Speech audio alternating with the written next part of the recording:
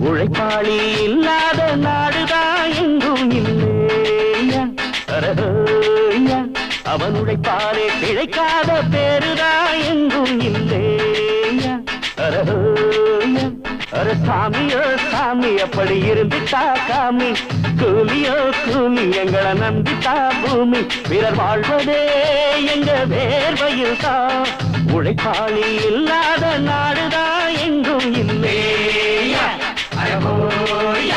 அவன் உழைப்பாலே பிழைக்காத பேருதான் எங்கும் இல்லையா ஐயா